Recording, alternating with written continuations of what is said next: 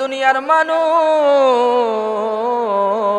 তোমরা যদি নামাজ আদায় করো, তোমরা যদি আমি আল্লাহর কুদরতি কদমে সেজদা দাও, তোমরা যদি 5 ওয়াক্ত যদি নামাজ আদায় করো, ওই নামাজটা তোমাদেরকে দুনিয়ার জমিনের যত অন্যায় কাজ আছে, দুনিয়ার জমিন যত গুনাহের কাজ আছে, যত অপরাধমূলক কর্মকাণ্ড আছে, যত ফাহেসা কাজ আছে, সকল ধরনের ফাহেসা গুনাহের কাজ থেকে ওই নামাজ তোমাকে ফিরাইয়া রাখবে।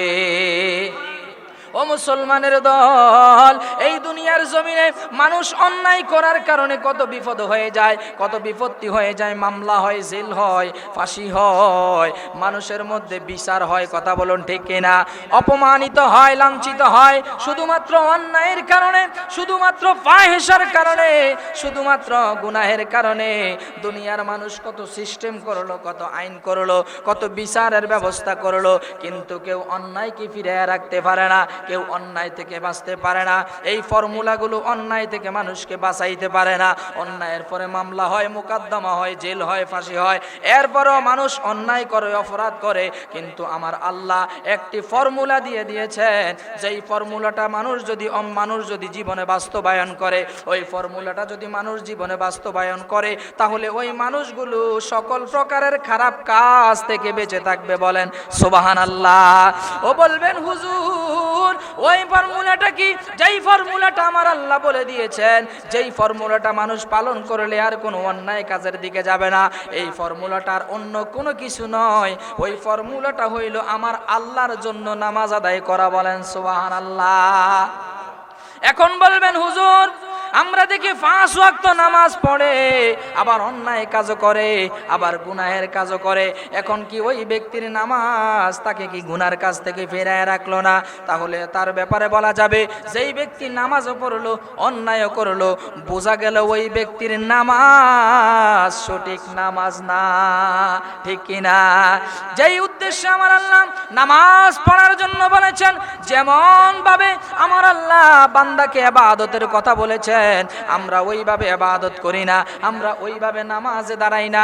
আমরা নামাজে আসলে সপ্তাহে একদিন শুক্রবারে নামাজে আসি, তাও 2 রাকাতের জন্য আসি।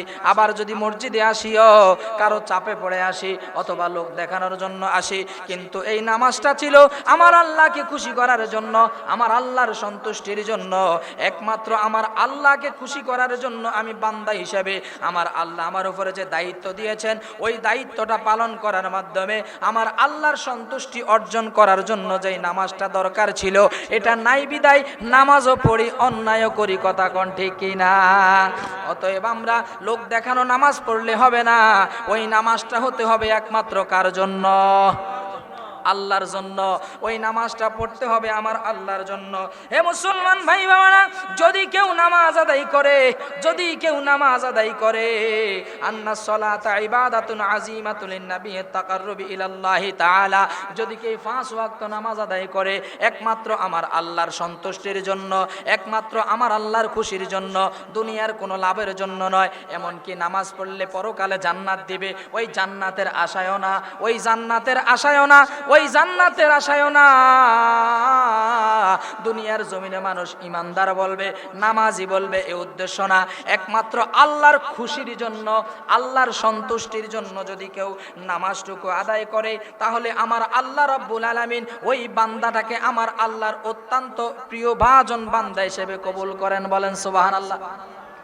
ওই বান্দাটা আল্লাহর অতি নিকটে চলে যায়, আল্লাহর নৈকট্য হাসিল করে ফেলে।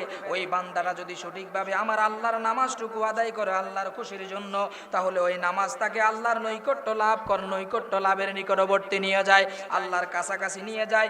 এমনকি ওই বান্দার জন্য আমার আল্লাহ রাব্বুল আলামিন তার সম্মান বাড়াইয়া দেন। ওই বান্দাকে আমার আল্লাহ রাব্বুল আলামিন সকল প্রকারের অশ্লীল কর্মকাণ্ড থেকে বিরত রাখেন। ওই বান্দা আল্লাহ রাব্বুল আলামিনের পক্ষ থেকে সম্মানিত হয় এবং দুনিয়ার জমিনে সকল প্রকারের অপরাধমূলক কর্মকাণ্ড থেকে বিরত থাকে। এমনকি সেই বান্দাটা আমার আল্লাহর কাছে সবচাইতে সম্মানিত হয়ে যায়। বলেন না সুবহানাল্লাহ। বলে আল্লাহর কাছে সম্মানিত হতে হলে একমাত্র ইবাদত, সেটা হচ্ছে আল্লাহর নামাজ। কথা কোন ঠিক কিনা? তাহলে নামাজ যার মধ্যে নাই তার সম্মান নাই, নামাজ যার মধ্যে নাই তার কাছে আল্লাহর বান্দা বলে সেই ব্যক্তি, আল্লাহর বান্দা বলে স্বীকার করা তার জন্য যুক্তিযুক্ত নয়। নাই, নামাজ যার কাছে নাই তার দুনিয়াও নাই, আখিরাতও। অতএব দুনিয়া এবং আখিরাত সুন্দর করতে হলে একটি মাত্র ইবাদত, সেটা হলো নামাজ। কথা বলুন ঠিক কিনা?